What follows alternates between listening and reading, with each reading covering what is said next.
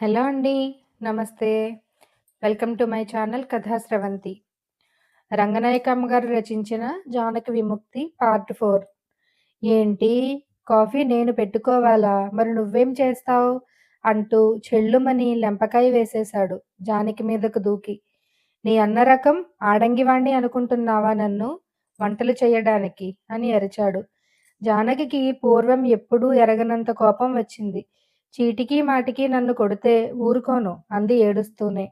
నిర్ఘాంతపోయాడు వెంకట్రావు. ఏం చేస్తావు ఊరుకోక? అన్నగారు నూరిపోశాడా? అని కళ్ళెర్ర చేశాడు. జానకి చాలా అవమానపడ్డట్టు ఏడుస్తూ, నేను మనిషినే. నా ఒంటి మీద దెబ్బ పడితే ఆ బాధ నాకు తెలుస్తుంది. నాకెవరూ నూరి పొయ్యక్కర్లేదు అంది. జానకి ఆ 2 మాటలు మాట్లాడినందుకే వెంకట్రావు చెప్పలేనంత కంగారు పడ్డాడు. చెప్పలేనంత ఆశ్చర్యపడ్డాడు. తన అధికార సింహాసనం ఓ మూల కూలి, ఒరిగి బ్రహ్మాండమైన అగాధంలో పడిపోతున్నట్టు, తన జీవన్మరణ ఘట్టంలో పెనుగులాడుతున్నట్టు అయ్యాడు. కోపంతో పిచ్చెత్తినట్టు జానకి మీదకి ఎగిరి జుట్టు పట్టుకున్నాడు. ఎక్కడ దొరికితే అక్కడ కొట్టాడు. నోటికొచ్చిన తిట్లన్నీ తిట్టాడు. ఆ తిట్లల్లో ఎన్నిసార్లు దొర్లిందో వెండిపెళ్ళెం. అన్నని అడిగి వెండిపెళ్ళెం తెచ్చుకోవడం చేతకాదు గాని నన్ను మాత్రం వంటలు చెయ్యమనగలవేం? అని తిడుతూ జానకి జుట్టు గుంజి గుంజి అలసి జుట్టు వదిలి వాగుతూ ఒగురుస్తూ నించున్నప్పుడు, జానకి గోడకి తలపెట్టుకుని ఏకధారగా ఏడుస్తున్నప్పుడు, సరిగ్గా అప్పుడు వచ్చాడు సత్యం మెట్ల మీదకి. అతనికి ఏమీ తెలియకపోయినా అంతా తెలిసింది. ఎవ్వరూ ఏమీ చెప్పకపోయినా ఎవరో ఎంతో చెప్పినట్లు అయ్యింది. తలుపుల్లోంచి జానకి దగ్గరికి దూసుకు రాగానే, ఏంటి కొట్టాడా? అన్నాడు ఉగ్రుడైపోతూ. జానకి గోడకి మొహం పెట్టి ఏడుస్తూనే ఉంది. సత్యం వెంకట్రావు వైపు దూకాడు. ఏం కొట్టావా? అని అరిచాడు పిడికిళ్ళు బిగుస్తూ. వెంకట్రావు చాలా జంకాడు. అయినా బింకంగా, ఆ కొట్టాను. ఏం? నా ఇష్టం. నా పెళ్ళాన్ని నేను. బ్రహ్మాండమైన గుద్దు ఒకటి పడింది వెంకట్రావు మొహం మీద. సత్యం కోపంతో ఊగిపోతూ వెంకట్రావు డొక్కలో ₹1,00,00,000 విలువ చేసే తన్ను. బాక్సర్ల లెక్కల్లో అయితే 100 పౌండ్ల బలంతో దూసుకుపోయే అమోఘమైన తన్ను. అంత గొప్ప ముద్దొచ్చే తన్ను కూడా తన్నాడు. అప్పటికే వెంకట్రావు కుర్చీ చేతి మీద పడి, అక్కడ్నుంచి మంచం కోడి మీద పడి క్రింద పడ్డాడు. నీ పెళ్ళాన్ని నువ్వు తన్నుకుంటావా? చంపుకుంటావా? దున్నపోతా! మనిషి జన్మేనా నీది? భార్యని తన్నడానికి, చంపడానికి చేసుకున్నావా పెళ్ళి? ఎలా వచ్చిందిరా నీకీ హక్కు? ఛీ! నీ మొహం చూడ్డానికే రోతగా ఉంది. గజ్జల్లోకి ఆ లాగేవిటి? లుంగీ కట్టుకుని చొక్కా వేసుకోలేవు? జానకి పల్చటి చీర కట్టుకుంటే తప్పు పడతావు. నువ్వు ఒళ్ళంతా విప్పుకుని దున్నపోతులా తిరగడం తప్పు కాదు. మెట్ల మీద నిలబడి ఒక్క నిమిషం విన్నాను నీ వాగుడు. భరించలేకపోయాను. నీ దగ్గర జంతువులు కూడా బ్రతకలేవురా! మహోద్రేకంతో తిడుతున్నాడు సత్యం వెంకట్రావు ముందు నిలబడి. కనురెప్పపాటులో జరిగిపోయిన ఆ వింతని ఆకళింపు చేసుకోవటానికే కొంతసేపు పట్టింది వెంకట్రావుకి. అంతా బోధపడ్డాక హఠాత్తుగా లేచి సత్యం మీద కలబడ్డాడు. జానకి కంగారు పడిపోయి పిచ్చిదానిలాగా అటు పరిగెత్తింది. వెంకట్రావుని తన్నాలని సత్యానికి ఉన్న ఆవేశం ముందు, సత్యంతో పోట్లాడాలని వెంకట్రావుకి ఉన్న ఉత్సాహం ఎందుకూ పనికిరాకుండా పోయింది. జానకి ఏడుస్తూ సత్యం చేతులు పట్టుకు లాగి, ఏమిటిదన్నయ్యా? ఊరుకో ఊరుకో అని వారిస్తూనే ఉంది. సత్యం వెంకట్రావుని 2 గుద్దులతో 2 తన్నులతో మంచం మీదకి కూలదోశాడు. వెంకట్రావు మంచం మీద పడి తల వంచుకుని కిక్కురుమనకుండా కూర్చున్నాడు. సత్యం వెంకట్రావు ముందు మహావృక్షంలాగా నిలబడి, నీ వ్యవహారం అంతా నాకు తెలుసు. నువ్వు ఇన్నాళ్ళు జానకిని ఎంత పీడించావో నాకు తెలుసు. నీలాంటి పశువు దగ్గర ఇక జానకి ఉండదు. నిన్ను చేదరించుకుని వదిలేసి ఎంతో సుఖంగా బ్రతుకుతుంది అనేసి జానకితో పద బయలుదేరు. ఈ వెధవతో ఇంకేం కాపురం? నించోకు పద అని అరిచాడు. జానకి కంగారు పడిపోతోంది. గజగజ వణుకుతోంది. తను వెళ్ళడం లేదని వెంకట్రావుకి చెప్పాలని. ఏవండీ? అంటూ వెంకట్రావు వైపు ఒక అడుగు వేసింది. వెంకట్రావు జానకి చెయ్యి దొరకబుచ్చుకుని ఒక్క గుంజు గుంజి జుట్టు పట్టుకున్నాడు. సత్యం పెద్ద పులిలా వెంకట్రావు మీద పడి జానకిని విడిపించి వెంకట్రావు వీపు నిండా గుద్దులేశాడు. ఇంకా నీ పొగరు అణగలేదురా స్కౌండ్రల్! నా ముందే ఎంత సాహసానికి దిగావు? నా మీద కోపం జానకి మీద చూపిస్తావా? అని అరిచాడు గుద్దుల మధ్య. వెంకట్రావుకి తల తీసేసినట్టయిపోయింది. జానకి ముందు అంత అవమానం జరగడం, సత్యం మీద కోపం సరే, ఇక దానికి అవధులే లేవు. జానకి చేసిన కాఫీ నేరం ఇంకా వెంకట్రావుని ప్రోత్సహిస్తూనే ఉంది. అంత నేరం బయటపెట్టగానే సత్యం మొహం ఎంత చిన్నబోతుందో చూడాలని ఎలాగో గుద్దుల్లోంచి మెడ పైకెత్తి, అసలు ఇదేం చేసిందో తెలుసా? చీకట్నే నాకు కాఫీ ఇచ్చిందేమో అడుగు అన్నాడు వీరావేశంతో. సత్యం మళ్ళీ విరుచుకుపడుతూ, ఏం ఇవ్వకపోతే చస్తావా? నువ్వు పెట్టుకు తాగలేవు. చీకట్నే కాఫీ ఇవ్వలేదని కొడతావా? పెళ్ళామంటే బానిసనుకున్నావా? అని కొత్త తన్నుకి ఉత్సాహంగా కాలు ఎత్తాడు. జానకి అరిచి అడ్డుపడి ఆపేసింది. సత్యం జానకిని ధైర్యంగా ఉండమన్నట్టు చూశాడు. పద బయలుదేరు. నిన్ను విడిచిపెట్టి వెళ్ళానంటే నేనలా గుమ్మం దిగేసరికి వీడు నిన్ను చిత్రవధ చేసి చంపేస్తాడు పద అంటూ చిందరవందరగా ఉన్న జానకి జుట్టంతా సాపు చేశాడు. గోడవార ఉన్న తన సంచి భుజానికి తగిలించుకున్నాడు. పద వెళదాం అని జానకి చెయ్యి పట్టుకున్నాడు. ఎక్కడికి? అంది జానకి ఏడుస్తూ. తెల్లబోతూ. మన ఇంటికి. వీడి దగ్గర ఇక ఉండొద్దు. నీచుడు వీడు. పద అని జానకి రెక్క పట్టుకుని గుమ్మం దాకా లాక్కుపోయాడు. జానకి అన్నపట్టు విడిపించుకోవాలని పెనుగులాడింది. ఉండు అన్నయ్య, ఉండు, నేను రాను, నువ్వు వెళ్ళిపో అంది. వెనక నుంచి వెంకట్రావు, పో, నువ్వు ఉండక్కర్లేదు, నిన్నసలు నేను ఏలుకోను, నా ఇంట్లో ఉండనివ్వను, పో అని అరుస్తున్నాడు. సత్యం మండిపడుతూ వెనక్కి తిరిగి, మేం వెళ్ళేదాకా నోరెత్తావంటే చంపేస్తాను రాస్కెల్, నిన్ను చితక తన్నాలని నా కాళ్ళు చేతులు ఎంత ఉత్సాహపడుతున్నాయో ఎరగవు. నోరెత్తలేని పెళ్ళాన్ని చాటుగా మాటుగా కిటికీలు మూసి గదుల్లో పెట్టి కొట్టడం అనుకున్నావా పశువా? ఇవ్వాళ మూడిందే నీకు నా చేతుల్లో అంటూ మళ్ళీ వెనక్కి దూకబోయాడు. జానకి భయంతో అరిచి సత్యాన్ని పట్టేసి ఏడుస్తూ ఆపేసింది. అయితే పద అని సత్యం మళ్ళీ జానకిని గుమ్మం వైపు తీసుకుపోయాడు. జానకికి అంతా అయోమయంగా అయిపోయింది. అన్నయ్యతో వెళ్ళకపోతే, అన్నయ్య వెళ్ళిపోయిన తర్వాత ఇక్కడ జరిగే రాద్ధాంతం ఊహించడానికే గజగజ వణికింది. అన్నయ్య చెయ్యి కావిలించుకుని రెండడుగులేసింది. జానకి వెళ్ళిపోతోందని అప్పటికి బోధపడింది వెంకట్రావుకి. ఏయ్, నువ్వు రా లోపలికి. వాడితో ఏంటి నీకు? ఎక్కడికెళతావు? ఇదిగో బాగా ఆలోచించుకో. గుమ్మం దాటావంటే మళ్ళీ రానివ్వను లోపలికి. విన్నావా? ఇదిగో మళ్ళీ నా గడపలో కాలు పెట్టావంటే నిన్నేలుకోను అని అరుస్తున్నాడు వెనక నుంచి. సత్యం రయ్యిన వెనక్కి తిరిగి, ఏడిసావులే, నోరు ముయ్యి, నీ గుమ్మాలు నీ గడపలో నీ మొహాన్నేసి కొట్టుకో, గడపలు చూసుకుని మురిసి చేస్తున్నావు పిచ్చి వెధవా అని తిట్టి జానకిని మెట్లు దాటించి తీసుకుపోయాడు. జానకి భయంతో వణుకుతోంది. అన్నయ్య, ఉండు, వదులు అని బ్రతిమాలుతోంది. జానకికి అన్న మీద కోపం రావటం లేదు. నీతో రానని ఇంట్లోకి వెళ్ళలేకపోతోంది. అన్నని వదలాలంటే దడ పుడుతోంది. దూరంగా రిక్షా పోతుంటే సత్యం చప్పట్లు కొట్టి పిలిచాడు రిక్షాని. జానకిని రిక్షా ఎక్కించాడు.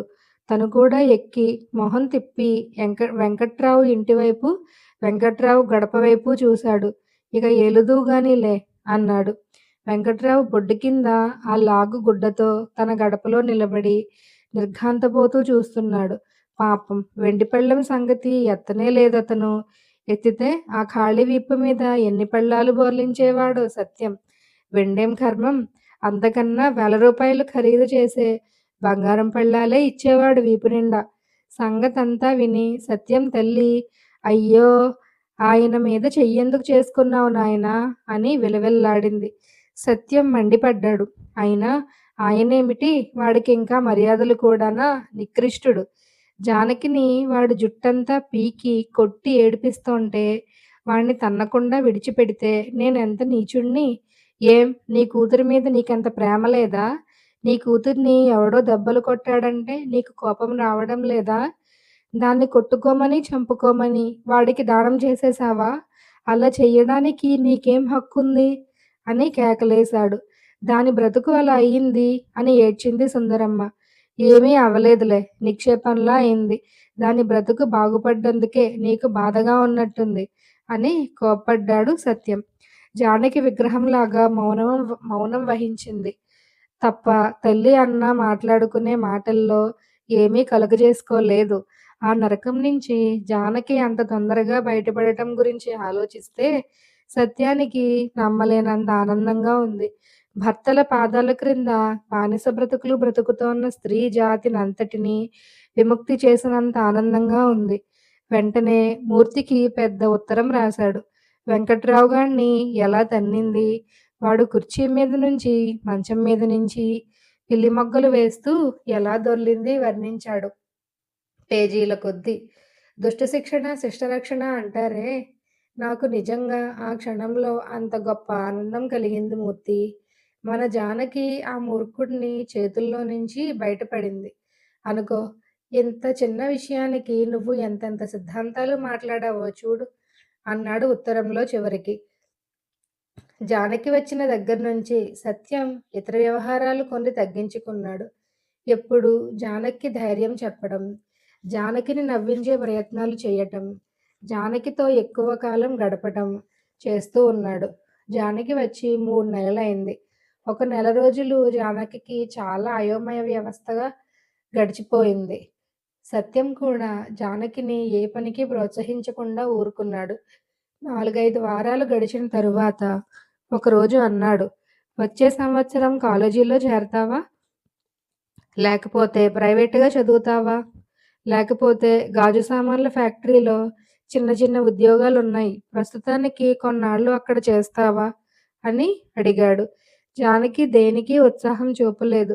సత్యం మరీ తరచి తరచి అడిగితే, నీ ఇష్టం అన్నయ్య అంది. నా ఇష్టం ఏమిటి? నీ ఇష్టం చెప్పు అన్నాడు. ఏది బాగుంటుందో చెప్పు అంది. అయితే ప్రస్తుతం చదవడం మొదలుపెట్టు. శాంత అని నా ఫ్రెండ్ ఒక ఆవిడ నీకు పాఠాలు చెప్పడానికి ఒప్పుకుంది. ఒక్కోసారి ఆవిడ వస్తుంది ఇక్కడికి. ఒక్కోసారి నువ్వు వెళ్ళు వాళ్ళింటికి. నువ్వు శ్రద్ధగా చదువుకుంటే 4 ఏళ్లలో నీకు గ్రాడ్యుయేషన్ అయిపోతుంది. అప్పుడు ఉద్యోగం దొరికితే సరి. లేకపోతే ఇంకా చదువుకుంటావు. నీ కృషి మీద, ఉత్సాహం మీద నీ భవిష్యత్తు ఆధారపడి ఉంటుంది జానకి అన్నాడు ప్రేమగా. జానకికి పెద్ద బరువు ఏదో తన మీద పడ్డట్టుగా అయ్యింది. 4 ఏళ్లు చదువు, ఉద్యోగం, కృషి. ఏమీ ఉత్సాహం లేదు లోపల. వారం రోజుల్లో చదువు ప్రారంభించింది. శాంత కృషి వల్ల కొంత ఉత్సాహంగా సాగుతోంది పని. సుందరమ్మ ఎప్పుడైనా వెంకట్రావు ప్రసక్తి ఎత్తబోతే సత్యం చాలా కోప్పడతాడు. వాడి గొడవ ఎందుకెత్తుతావు? వాడి సద్గుణాలు మరిచిపోలేకపోతున్నావా ఏమిటి? అని చాలా విసుక్కుంటాడు. అన్నయ్యకి కోపం ఎక్కువ అంది తల్లి ఒకసారి జానకితో. అన్నయ్య చాలా మంచివాడమ్మా అంది జానకి తల్లితో. మంచివాడే, అన్నిటికీ ముక్కుసూటిగా పోవాలంటాడు. కుదురుతుందా? బొత్తిగా లోకజ్ఞానం తక్కువ. ఏదో కాస్త మందలించి భయపెట్టి నయాన్నో భయాన్నో చెప్పుకోవాలి గాని తెగతెంపులు చేసుకుని వచ్చేస్తే బ్రతుకంతా ఎలా గడపాలి? 100 ఏళ్ల బ్రతుకు మాటలా? నలుగురు ఏమంటారు? ఫలానా వాళ్ళ పిల్ల మొగుడిని వదిలేసిందమ్మా అంటారు. తలెత్తుకోగలమా? బ్రతికిన 4 రోజులు మంచి మాట మీదేసుకోవాలి కానీ. నీకు తెలీదమ్మా అసలు మా అత్తగారు. అవును తల్లి, ఇలాంటి అత్తలతో అందరం బాధలు పడ్డవాళ్ళమే. అంత మాత్రాన సంసారాలే వదిలేసుకుంటామా? కొన్నాళ్ళు ఓర్చుకోవాలి. ఓర్చుకున్న గొడ్డుకి తేట నీరు. 10 ఏళ్లు పోతే అంతా అదే చక్కబడుతుంది. మరి ఆ 10 ఏళ్ళు బతికేదెలాగో తల్లిని జానకి అడగలేదు. ఇంట్లో ఈ రకం సంభాషణలు సాగడం సత్యానికి అంతగా తెలీదు. 1, 2 సార్లు మాత్రం తల్లి ఏదో అంటే, అమ్మా నీ చాదస్తం వదులుకోకపోతే లాభం లేదు.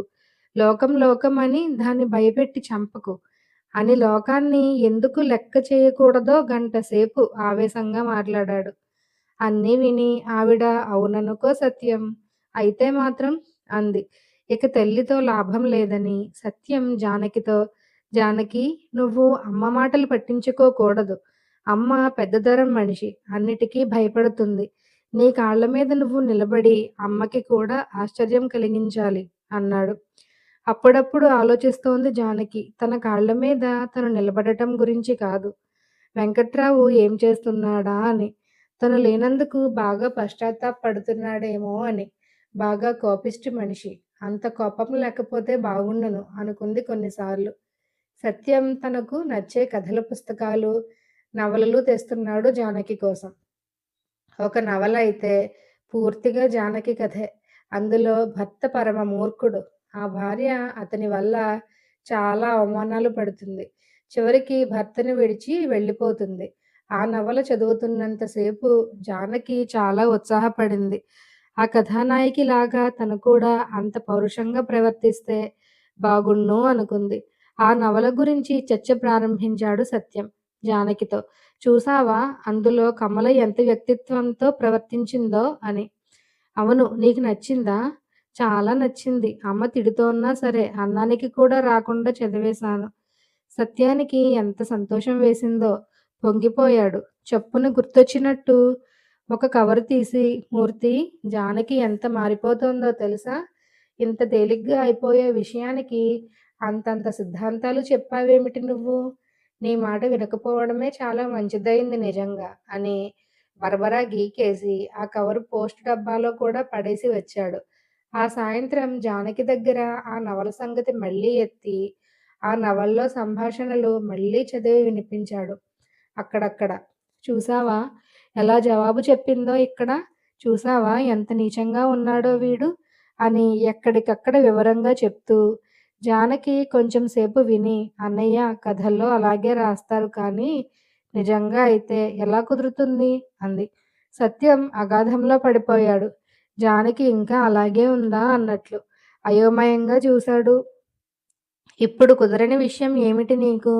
అన్నాడు ఆతృతగా. అది కాదు, ఊరికే అంటున్నాను అంది జానకి సిగ్గుపడి. ఒకసారి జానకి చాలా అప్రయత్నంగా అడిగింది. భార్యాభర్తల బంధం జన్మజన్మల బంధం అంటారే మరి అని సిగ్గుపడిపోయింది. సత్యం చాలా దిగాలు పడ్డాడు. జానకి మరీ ఎంత అమాయకత్వంలో ఉందా అని. జానకిని ఇంకా ఎంత అమాయకత్వంలో ఉంచానా అని. జానకి అడిగిన దానికి చాలాసేపు చాలా ఓపిగ్గా చెప్పాడు. అసలు జన్మలే లేవన్నాడు. భార్యలు, భర్తలు బతికినంత కాలం ప్రేమగా ఉండాలి జానకి. కానీ రెండో మనిషి మంచివాళ్ళు కాకపోతే ప్రేమ ఎక్కడి నుంచి వస్తుంది? ఎవరు మంచివాళ్ళు కాకపోయినా వాళ్ళని రెండో వాళ్ళు భరించకూడదు. పీడించే వాళ్ళతోటి, హింసించే వాళ్ళతోటి పడి ఉంటూ మాది జన్మజన్మల బంధం. మేం 1000 జన్మలకైనా కలిసే ఉంటాం అనుకోవడం ఎంత బుద్ధి తక్కువ అన్నాడు. ఆ వెధవకి నీకు జన్మజన్మల బంధమా? ఎన్ని జన్మల నుంచి భరిస్తున్నావు వాణ్ణి? వాడు మంచం మీద పడుకుని నిన్ను నేల మీద పడుకోబెడతాడు. మంచానికి, నేలకి జన్మజన్మల బంధం అన్నమాట. చీకట్నే కాఫీ ఇవ్వక బ్రహ్మాండమైన తప్పు చేశావు. వాడితో జన్మజన్మల బంధం అయితే అన్ని జన్మలు ఆ కాఫీ ఇవ్వనందుకు సాధిస్తూనే ఉంటాడు. ఆ వెధవ నుంచి ఈ జన్మలోనే తప్పుకోవడం మంచిది. జానకి జన్మలు, గిన్మలు అని పిచ్చి పిచ్చి నమ్మకాలు వదిలేయ్. వాడి మీద వదిలినందుకు వాడి పీడ వదిలినందుకు మహా సంతోషించాలి నువ్వు. చూడు మనం చక్కగా స్నానం చేద్దామని, నీళ్లతో ఆడుకుందామని ఒక సరస్సులో దిగుతాం. అక్కడ కాలికి జలగ పట్టుకుంటుందనుకో, కాసేపు బాధపడి దాన్ని వదిలించుకుని గట్టు ఎక్కితే ఎంత ఆనందం కలుగుతుందో అంత ఆనందం కలగాలి నీకు. ఆ వెంకట్రావు నిజంగా జలగలాంటివాడే. నీ సౌందర్యాన్ని, నీ సర్వశక్తుల్ని పీల్చేయడమే వాడి లక్ష్యం. కథల్లో భూతాలు ఉంటాయి చూడు, అలాంటి భూతం వాడు. స్త్రీ పురుషుల బంధం ఎప్పుడూ స్నేహంతో ఉండాలి. భూమికి వెన్నెల కురిసినంత సహజంగా ఒకరి ప్రేమ ఒకరికి కురవాలి. గడిపితే అంత సుందరమైన జీవితం గడపాలి. లేకపోతే ఆ సంబంధం మానేయాలి. జీవితాన్ని ఎప్పుడూ కష్టంగా, దుఃఖంగా చేసుకోకూడదు జానకి. సత్యం మాటలు జానకి వింటుంది ఎప్పుడు కలల్లో విన్నట్టు. అవి జానకి మనసులో నిలబడవు. క్షణాలలో తేలిపోతాయి. అన్నయ్య భలే చెబుతాడు అనుకుంటుంది కొన్నిసార్లు. అన్నయ్య చెబుతాడు కానీ అనుకుంటుంది చాలా సార్లు. ఒకసారి జానకికి మేనత్త వరసయ్యే లక్ష్మమ్మ జానకిని చూడాలని వచ్చింది. లక్ష్మమ్మ చాలా మంచి మనిషి. కోడళ్ళని చాలా ప్రేమగా చూస్తుందని పేరు. ఎవరి విషయాల్లోనూ అనవసరంగా కలగజేసుకోదు.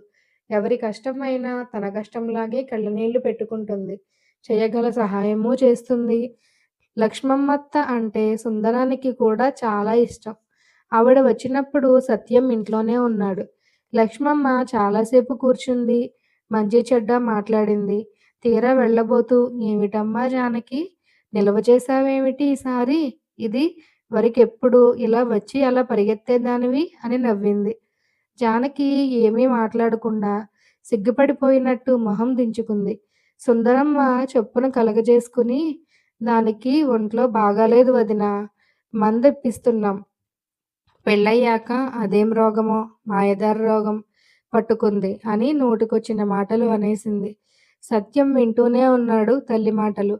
గబగబా బయటికి వచ్చి, అదేం కాదులే అత్తా, జానకి ఆరోగ్యం బాగాలేని మాట నిజమే కానీ, అందుకు కాదులే జానకి వచ్చింది. ఇక ఇక్కడే ఉంటుంది, అక్కడికి వెళ్ళదు. వాడికి జానకి ఇక కుదరదు. పరమ నీచుడు వాడు.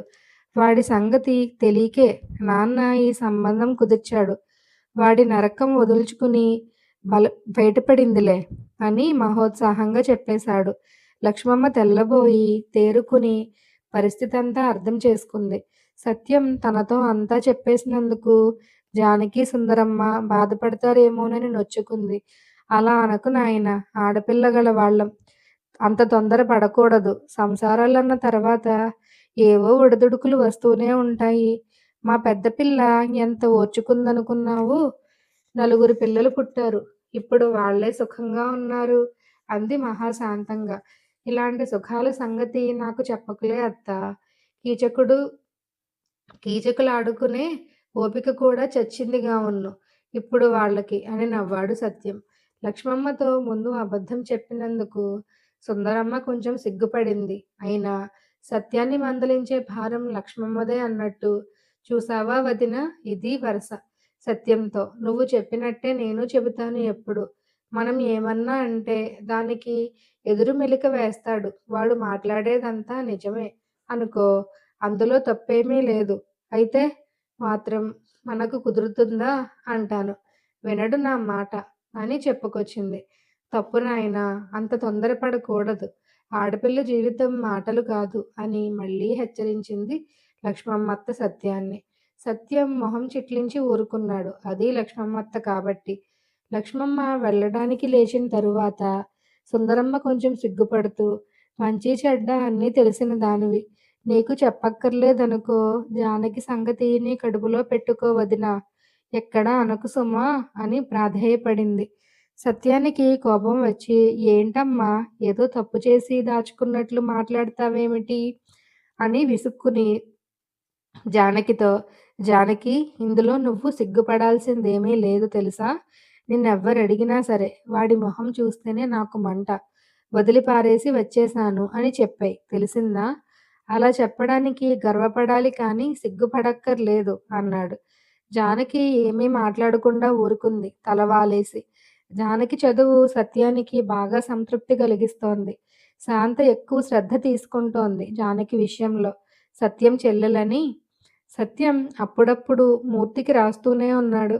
జానకి చాలా తొందరగానే ప్రోగ్రెస్ అవుతోందని, జానకి చదువులో బాగానే ఉంది. తను బిఏ అయిపోయి ఉద్యోగం చేయడం గురించి కలలు కంటోంది అప్పుడప్పుడు. ఒకసారి జానకి స్నేహితురాళ్ళిద్దరూ వచ్చారు జానకిని చూడ్డానికి. వాళ్ళకి జానకి సంగతి తెలియదు. జానకి చెప్పలేదు. తను చదువుతున్న పుస్తకాలు దాచేసింది. ఆ స్నేహితురాళ్ళిద్దరూ కూర్చున్నంతసేపు వాళ్ళ భర్తల సంగతులే ముచ్చటించారు. వాళ్ళు చెప్పిందంతా నిజమే అయితే, ఆ భర్తలు వీళ్ళని ఎత్తుకుని దింపరన్నమాటే. వాళ్ళ మాటలన్నీ జానకి చాలా దిగాలు పడుతూ వింది. ఏమే జానకి, మీ ఆయన గురించి ఏమీ చెప్పవేమే అని సతాయించారు వాళ్ళు. జానకి అన్నిటికీ నీరసంగా నవ్వి ఊరుకుంది. మీ ఆయన చాలా బాగుంటాడట కదే, ఫోటో ఉందా నీ దగ్గర? ఎందుకు ఉండదు, చూపించవే అని ప్రాణాలు తీసింది ఒక స్నేహితురాలు. ఆ అమ్మాయి వెంకట్రావుని చూసే అదృష్టానికి అంతవరకు నోచుకోలేదు. లేదు ఫోటో అంది జానకి నీరసంగా. రెండో స్నేహితురాలు వెంకట్రావుని పెళ్లిలోనూ చూసింది. మళ్ళీ తర్వాత కూడా 2, 3 సార్లు చూసింది. మీ ఆయన్ని సినిమాల్లో చేరమనరాదే జానకి. నిజంగా చేర్చుకుంటారు వాళ్ళు అంది. జానకి పెద్ద సినీ హీరో భార్య అయిపోతుందన్నమాట అని నవ్వారు స్నేహితురాళ్ళు. జానకి మొహం నిండా నవ్వు పాకింది. నవ్వుతున్నావా? బుద్ధి లేదా? అసలు సంగతి చెప్పవేం వాళ్ళకి? అని కోప్పడుతున్నాడు సత్యం జానకి మనసులో. స్నేహితురాళ్ళు వెళ్ళిపోయిన తరువాత చాలాసేపు జానకి దిగాలుగా కూర్చుంది. తన జీవితానికి 20 ఏళ్లకే అంతా అయిపోయింది. ఆయన మంచివారైతే ఎంత బాగున్ను. తన గతి ఇలా అయిపోయింది అని కొంచెం ఏడ్చింది. కళ్ళు నిండిపోతూనే ఉన్నాయి చాలాసేపు. జానకి మిట్ట మధ్యాహ్నం వేళ హాల్‌లో కూర్చుని ఇంగ్లీషు గ్రామరు ఎక్సర్‌సైజులు చేస్తోంది. తల్లి నిద్రపోతోంది. సత్యం లేడు. పోస్ట్‌మ్యాన్ ఒక రిజిస్టర్ ఉత్తరం ఇచ్చాడు జానకికి. అది ఎక్కడ్నించి వచ్చిందో చూసి కంగారు పడిపోయింది. వణికే చేతుల్తో సంతకం చేసి ఉత్తరం తీసుకుంది. పోస్ట్‌మ్యాన్ వెళ్ళిపోగానే వీధి తలుపులు వేసేసి ఉత్తరం చింపింది. వెంకట్రావు ఎంఎస్‌సి. భార్యకు రాసిన ఉత్తరం అది. చి. సౌ. జానకికి నీ భర్త వెంకట్రావు దీవించి వ్రాయున్నది. ఏమనగా నీవు వెళ్ళి 3 మాసాలు దాటినవి. జరిగినదేదో జరిగినది. నీవు వెంటనే బయలుదేరి రావలయును. ఇచ్చటికి వచ్చుటకేమీ సందేహపడవద్దు. మా అమ్మ యాత్రా స్పెషల్ ట్రైన్‌లో 2 మాసాలు ఉత్తర హిందూ దేశమునకు తీర్థయాత్రలకు వెళ్ళుచున్నది. నిన్ను తప్పక వచ్చి ఇల్లు చక్కబెట్టుకోమని చెప్పమన్నది. కొందరు దుర్మార్గులు మనల్ని విడదీయాలని చూస్తూ ఉన్నారు. మనము సుఖముగా ఉందాము. ఆడదానివి జీవితం పాడు చేసుకోకు. కష్టసుఖాలు కావడి కుండలు అంటారు పెద్దలు. వెంటనే బయలుదేరి రావలయను. నీ భర్త శ్రీ వెంకట్రావు గారు ఎంఎస్‌సి. జానకి మళ్ళీ మళ్ళీ చదివింది ఉత్తరం. ఆయన ఇంత మారిపోయారా అని ఆశ్చర్యపడింది. అవును, ఇప్పటికి తెలిసి ఉంటుంది. తను ఎంత మంచిదో. ఇప్పటికి అర్థమై ఉంటుంది ఇద్దరికీ, భర్తకి, అత్తకి. అన్నయ్యకి చూపించాలా ఈ ఉత్తరం అని ఆలోచించింది. చూస్తే ఏమంటాడు? ఎక్కడి నుంచి వచ్చిందో తెలిసి కూడా ఎందుకు తీసుకున్నావు? వాడి ఉత్తరం వాడికే తిరగ్గొట్టక అంటాడు తప్పకుండా. అన్నయ్య చాలా పట్టుదల మనిషి. అలా అయితే ఎలా కుదురుతుంది? ఆ మాట అంటే ఇప్పుడు నీకు కుదరనిది ఏమిటి అంటాడు. జానకి ఆ ఉత్తరం దాచిపెట్టింది. తల్లితో కూడా అనకుండా, తల్లితో చెప్తే వెళ్ళవే ఈ పూటే వెళ్ళు అని పట్టుకుంటుంది. ఊపిరాడనివ్వదు. ఆ ఉత్తరానికి జవాబు రాయాలా వద్దా అని ఆలోచించింది 4 రోజులు. రాస్తే ఏం రాయాలి? వస్తానని రాయాలా? మళ్ళీ వెళితే అక్కడ జానకి జవాబు రాయనే లేదు ఇంకా. ఆ రోజు మధ్యాహ్నం 3 గంటల వేళ దిగాడు వెంకట్రావు. జానకి ముందు గదిలో నోట్స్ రాసుకుంటోంది. ఇంటి ముందుకు రిక్షా రావడం చూసింది కిటికీలోంచి. ఎవరో వచ్చారని లేచి తలుపు తీసింది. రిక్షాలోంచి వెంకట్రావు దిగడం చూసి ఆశ్చర్యపోయింది. కంగారు పడిపోయింది. లోపలికి వచ్చాడు వెంకట్రావు జానకిని పరికించి చూస్తూ. జానకి తల వంచేసుకుని నించుంది కొంచెం సిగ్గుపడుతూ. వెంకట్రావు కుర్చీలో కూర్చున్నాడు చుట్టంలాగా దూరంగా. బాగున్నావా? అన్నాడు జానకిని తరచరి చూస్తూ. బాగానే ఉన్నావే అన్నట్టు. జానకి బొద్దుగా, ఆరోగ్యంగా, ఇదివరకు పెళ్లి కాని రోజుల్లో ఉన్నట్టుగా కనపడింది. చీర మీద ఎక్కడ గోరెడు మురికి లేక పువ్వులా ఉంది చీర. జానకి అంత చీకు చింత లేకుండా ఉంటుందనుకోలేదు వెంకట్రావు. మంచినీళ్లు తీసుకురా అన్నాడు. ఆ మాత్రం తెలీదా అన్నట్లు. జానకి గబగబా లోపలికి వెళ్ళి నిద్రపోతున్న తల్లిని లేపింది. అమ్మా, అమ్మా, ఆయనొచ్చారే. ఎవరు? ఆయనేనమ్మా. ఎవరు మీ ఆయన? అని గాబరా పడుతూ లేచింది సుందరమ్మ. ఎప్పుడొచ్చాడు? బాగున్నాడా? పలకరించాడా? అని గబగబా అడిగింది. జానకి గాజు గ్లాసుతో మంచినీళ్లు తీసుకుని వెంకట్రావు దగ్గరికి వెళ్ళి చేతికిచ్చింది. సుందరమ్మ భుజం నిండా చెంగు తీసుకుని వెంకట్రావు కూర్చున్న గది గుమ్మం దగ్గరికి వస్తూ, జానకి కాళ్ళకి నీళ్ళిచ్చావా? కాఫీ ఇచ్చావా? అని హడావిడి పడింది. వెంకట్రావు గుక్కెడు నీళ్లు త్రాగి నీళ్ల గ్లాసు మళ్ళీ జానకి చేతికిచ్చి జేబు రుమాలుతో మూతి తుడుచుకుని కాలు మీద కాలు వేసుకుని గంభీరంగా కూర్చున్నాడు. అందరూ బాగున్నారా నాయనా? వదినగారు బాగున్నారా? అని పలకరించింది సుందరమ్మ. మా అమ్మ యాత్రలకి వెళ్ళిందండి. ఊళ్ళో లేదు. పూట పూట చెయ్యి కాల్చుకోవడం చాలా కష్టంగా ఉంది అన్నాడు. ముసలావిడ మీద నిష్ఠూరం వేస్తున్నట్టు. కూతుర్ని ఇక్కడ పెట్టుకు కూర్చున్నావేం అన్నట్టు. సత్యం గాని అక్కడ ఉంటే పూట పూట మింగడం కష్టంగా లేదు.